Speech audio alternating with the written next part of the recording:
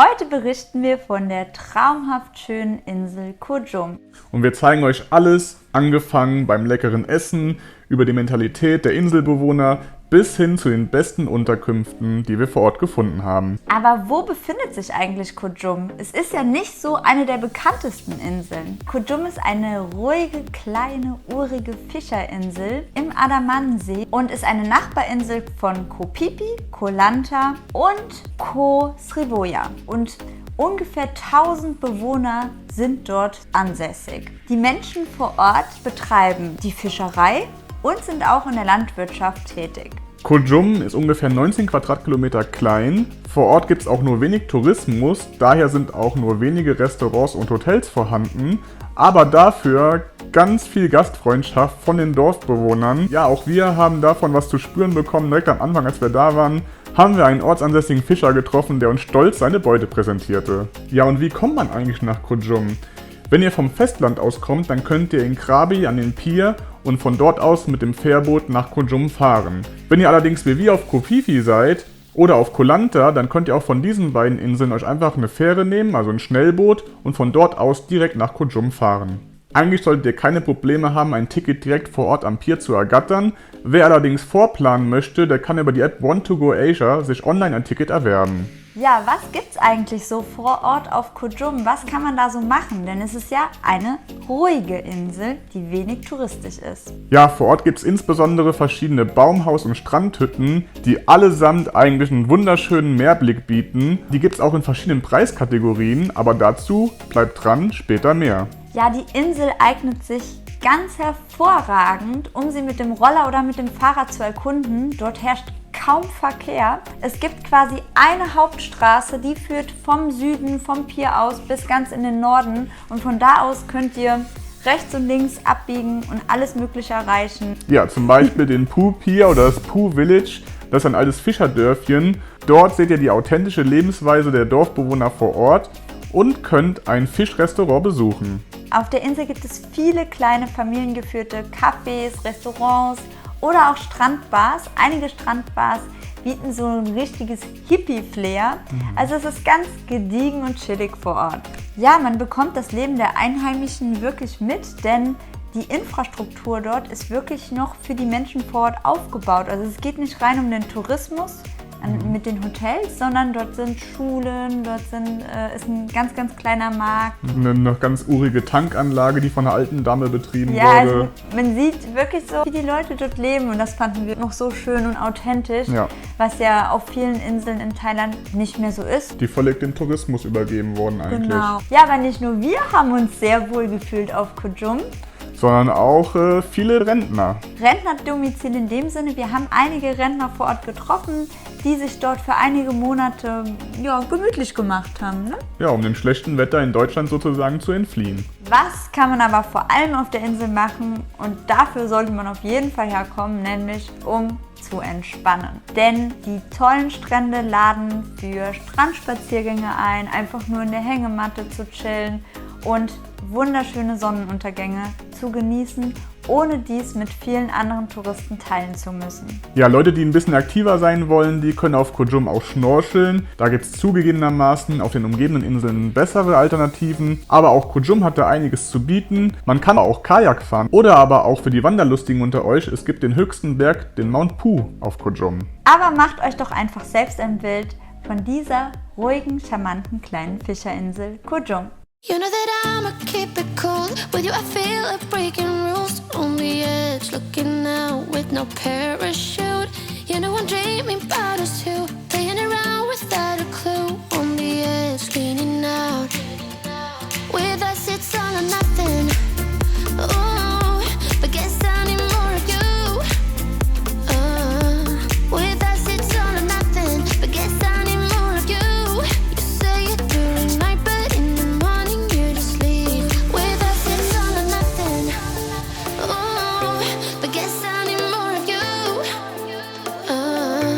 With us it's all or nothing, but guess I need more of you. You say it during night, but in the morning you just leave. Schade, dass niemand für diesen wunderschönen Strand verantwortlich ist. Überall Plastik. Das ist sehr traurig.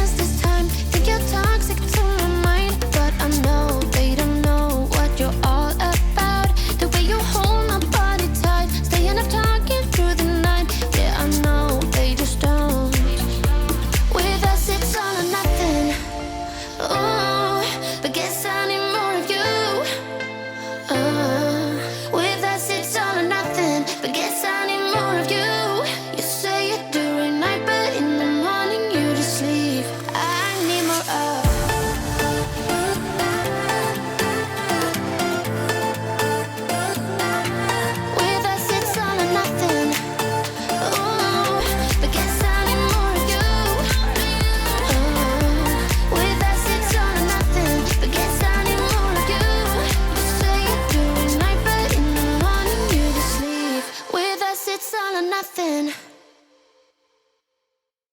Und nun sind wir auch schon beim Thema Unterkünfte angelangt. Ja, als wir auf der Insel angekommen sind, haben sich Ninas Mutter und ich erstmal in einer Strandbar niedergelassen und haben dort ein paar Einheimische kennengelernt. Währenddessen sind Nina und ihr Bruder unterwegs gewesen mit dem Roller, um die besten Unterkünfte für uns zu finden. Die Unterkünfte befinden sich in 3 verschiedenen Preiskategorien und wir wollen die euch jetzt mal vorstellen. Preiskategorie 1, besonders günstig.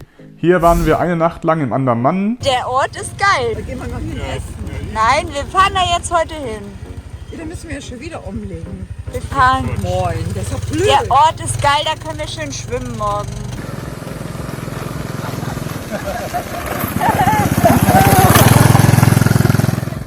Wir können es nicht empfehlen. Grund sind die sehr niedrigen Hygienestandards. Die haben uns nicht gefallen. Was uns aber sehr wohl gefallen hat, war der wunderschöne Strand, der direkt vor der Haustür lag.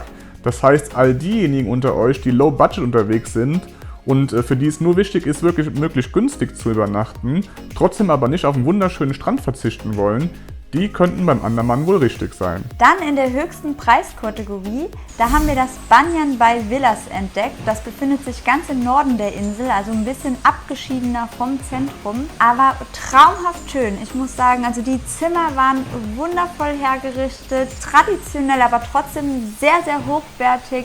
Es gab einen tollen großen Pool direkt am Meer. Man kann sich vor Ort massieren lassen, es war einfach wunderbar. Deshalb können wir das empfehlen für all diejenigen, die ein bisschen mehr auf der hohen Kante haben. Ja, in der mittleren Preiskategorie haben wir dann das Only Bungalows gefunden. Schön, ne? Raumhof. Was sagst du dazu? Wundervoll. Also so beeindruckend finde ich. Also so eine tolle Einrichtung.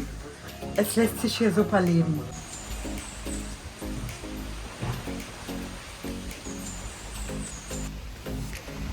Das war dann auch wirklich unser Preis-Leistungs-Sieger, weshalb wir dann auch da eingezogen sind für längere Zeit. Und wir haben uns da wirklich sehr wohl gefühlt. Ja, das einzigste Manko an dieser Unterkunft ist, dass man nicht so einfach dorthin kommt. Wenn man bis oben hinfahren will, über Sand und Steine, dann muss man schon ein bisschen sicherer mit dem Roller sein. Ansonsten bietet sich auch die Möglichkeit, dass man den Roller auf einem niedrigen Level abstellt und dann noch 20 Minuten bis zu den Bungalows läuft. Man kann auch die Abkürzung nehmen und noch mal ein Stück am Strand entlang gehen. Warum eigentlich hat uns das Only Bungalows gefallen? Das ist ganz einfach zu sagen, es sind super schöne Hütten, auch zum Teil Aufstelzen mit Meerblick und auch ein Blick in den Garten. Darüber hinaus waren die Familie, die für den Hotelbetrieb verantwortlich sind, super freundlich. Da sind 2 Jungs, die da tatkräftig mit unterstützen, die 2 Söhne. Und da war einer dabei, der hat uns sogar noch Essen aus der Stadt mitgebracht, weil wir das mal probieren wollten. Also es war wirklich sehr zuvorkommend und die haben sich wirklich sehr viel Mühe gegeben. Ja, also ganz, ganz super. Ja, man kann auch vor Ort essen. Das ist allerdings ein bisschen teurer. Wir haben uns aber so wohl gefühlt. Wir geben Only Bungalows 4,5 von 5 Angsthasen und dieser Kleine Makel ist eigentlich nur wegen der Lage. wegen der Lage, weil dann vielleicht nicht jeder so einfach hinkommt, gerade wenn man nicht so gut zu Fuß ist. Ja, ansonsten sind wir auch schon wieder bei unseren Tipps für euch. Tipp 1. Und das ist wirklich ein Must-Do auf Koh Jum, nämlich der Besuch des Mai Thai Food Restaurants im Süden am Jum Pier. Es war wirklich super lecker, darüber hinaus auch wirklich super günstig. Das heißt, wenn ihr alles andere auf Koh Jum nicht macht, da müsst ihr auf jeden Fall hin, das dürft ihr nicht verpassen. Ja, vor allem Dingen, was es dort alles gibt. Dort gibt es Hauptgerichte, Nachspeisen und auch total leckere Fruchtshakes. Zubereitet von einer super netten Köchin, die wirklich ihr Herzblut reinsteckt, damit es euch da richtig gut geht. Und uns. Richtig. Ja, Tipp Nummer 2. Mit dem Roller zum Coconut Beach. Das hat uns besonders gut gefallen. Wir sind bis ganz zum Norden mit dem Roller durchgefahren. Dort ist nicht nur ein herrlicher Strand, sondern auch eine gemütliche kleine Hippie-Strandbar, wo man sich das ein oder andere leckere Getränk gönnen kann. Wie man so schön sagt, man soll aufhören, wenn es am schönsten ist. Und so sind auch wir von Koh Jum runter zum Festland nach Krabi gefahren und von Krabi dann weiter nach Bangkok. In Bangkok hieß es dann aber für uns Abschied nehmen von der Familie, denn Ninas Mutter und Bruder sind dann zurück nach Deutschland geflogen und für uns geht es jetzt weiter in ein neues Abenteuer. Und hier sind wir auch schon wieder mit unseren Pros und Kontras zum Reiseland Thailand. Warum solltet ihr nach Thailand fahren? Thailand ist einfach ein wunderschönes Land eine wundervolle Vegetation, auch ein artenreiches Tierreich. Es gibt wunderschöne Inseln, auf denen es wunderschöne Strände gibt. Es gibt auch tolle Tempel, viel Historie. Und trotzdem ist das Land sehr gut ausgebaut von der Infrastruktur. Das heißt, das Reisen von A nach B fällt wirklich sehr einfach und macht Spaß. Ja, was ist vielleicht negativ an Thailand? Negativ ist möglicherweise für den einen oder anderen, dass es doch zum Teil recht sehr überlaufen ist. Also viele Touristen reisen jährlich nach Thailand. Und das kommt auch an der einen oder anderen Stelle der Umwelt nicht gerade zugute. Ein Beispiel dafür ist dieses Maya Bay. Es ist sehr bekannt durch den Kinofilm mit Leonardo DiCaprio, The Beach. Dieses Bay wurde für einige Jahre geschlossen, damit sich das Korallenriff vor Ort wieder erholen kann. Und dann geht es auch um die Preise. Mir ist aufgefallen, ich war 2015 zuletzt in Thailand und da war es doch noch einiges günstiger. Also es ist nicht mehr dieses Billigreiseland, wie wir es von einst kennen. Wenn ihr jetzt aber trotzdem Lust bekommen habt, selbst mal nach Thailand zu reisen, dann ist die beste Reisezeit von November bis April. Dort gibt es Temperaturen von ungefähr 25 Grad und meistens ist es dann zu dieser Zeit auch trocken. Wir hoffen, euch hat die Folge gefallen. Wenn ja, freuen wir uns und wir wünschen euch alles Gute und bis bald. Ciao! Tschüss!